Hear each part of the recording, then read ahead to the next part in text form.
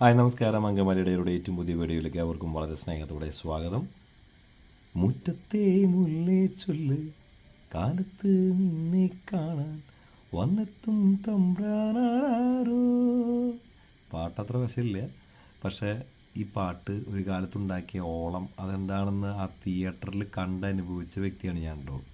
ഇന്ന് ഈ പാട്ടിന് എത്രത്തോളം പ്രസക്തി ഉണ്ടെന്ന് എനിക്ക് അറിഞ്ഞോളൂ, പക്ഷെ അന്ന് ആ തിയേറ്ററിൽ ഈ ഒരു പാട്ട് ക്ലൈമാക്സിന് ശേഷം ഒരല്പസമയം ആ പാട്ട് കണ്ട വഴി എഴുന്നേറ്റ് പോകാൻ നിന്നിരുന്ന ആളുകൾ ഇരുന്ന് ആ പാട്ട് കഴിഞ്ഞ് കയ്യടിയോട് കൂടിയിട്ടാണ് ആ സിനിമാ തിയേറ്റർ വിട്ട്. പ്രത്യേകിച്ച് തൃശ്ശൂർ രാഗത്തിൽ ഞാനിത് പടം നല്ല പടമായിരിക്കില്ല എന്ന് കരുതി ചെറിയ ടിക്കറ്റിനാണ് ഞാനിത് കണ്ടത്. ഏകദേശം വന്ന് 20 രൂപയാണ് മുമ്പിലത്തെ സി ക്ലാസ്സിലാണ് ഞാൻ ഇരുന്ന് കണ്ടത്. ബെഞ്ചാണ് ശരിക്കത്. അപ്പോൾ അങ്ങനെയുള്ള ഒരു ടൈപ്പ് ബെഞ്ച് എന്നൊക്കെയാണ് പറയുക, പക്ഷേ ബെഞ്ചല്ല, അവിടെ മുമ്പിലുള്ള സീറ്റാണ്. കഴുത്തൊന്ന് ഒടിച്ച് വേണം സിനിമ കാണാനായിട്ട്. അപ്പോൾ അത്തരത്തിലുള്ള ഒരു ആസ്വാദനം ഉണ്ടായിട്ട് പോലും ഈ സിനിമ എനിക്ക് ഭയങ്കര ഇഷ്ടപ്പെട്ട സിനിമയാണ് മായാവി.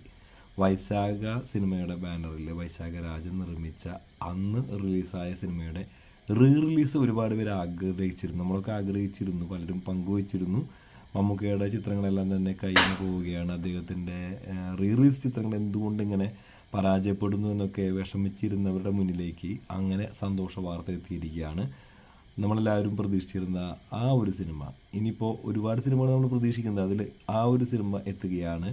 മായാവി അഥവാ നമുക്കറിയാവുന്ന പോലെ ഇരുട്ടടി സർവീസ്, ഇന്ത്യൻ ഇരുട്ടടി സർവീസ്. IAS അത് നമുക്കറിയാം. എന്താണ് ആ സിനിമ, അതിൽ സലീം കുമാറിൻ്റെ റോൾ എന്താണ്, സലീം കുമാറിൻ്റെ ആർമാദിക്കൽ എങ്ങനെയാണെന്നൊക്കെ നമുക്കറിയാവുന്നതാണ്.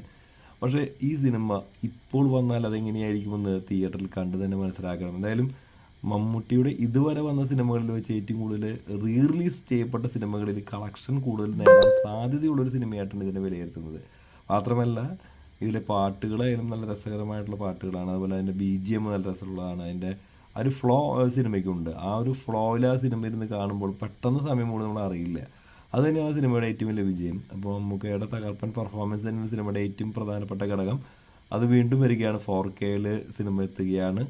വൈശാഖ സിനിമാസ് തന്നെയാണ് ആ കാര്യങ്ങൾ പുറത്തു വിട്ടിരിക്കുന്നത്. നിങ്ങൾക്ക് ഈ സിനിമയെക്കുറിച്ചുള്ള നിങ്ങളുടെ അഭിപ്രായങ്ങളൊക്കെ രേഖപ്പെടുത്താം. മാത്രമല്ല ഇനി ഏതൊക്കെ സിനിമയാണ് നിങ്ങൾ ആഗ്രഹിക്കുന്നതെങ്കിൽ അതൊക്കെ പറയാം. മമ്മൂക്കയുടെ സിനിമകളിൽ ഞാൻ ഇഷ്ടപ്പെടുന്ന അടുത്തൊരു സിനിമ എന്ന് പറഞ്ഞു കഴിഞ്ഞാൽ, മമ്മൂക്ക ഇത്തരത്തിൽ തന്നെ ഒരു കഥാപാത്രം ചെയ്ത ചട്ടമ്പി നാടെന്ന സിനിമയാണ്. അതുപോലെ രാജമാണിക്യം, അതുപോലെ തന്നെ ബിഗ് ബി, കോട്ടയം കുഞ്ഞച്ചൻ, ധ്രുവം, അങ്ങനെ ഒട്ടനവധി സിനിമകൾ ഞാൻ റിലീസ് ആഗ്രഹിക്കുന്നുണ്ട്. നിങ്ങളുടെ ആഗ്രഹങ്ങളും നിങ്ങളുടെ പ്രതീക്ഷകളും താഴെ കാണുന്ന കമൻറ്റ് ബോക്സിൽ രേഖപ്പെടുത്തുക.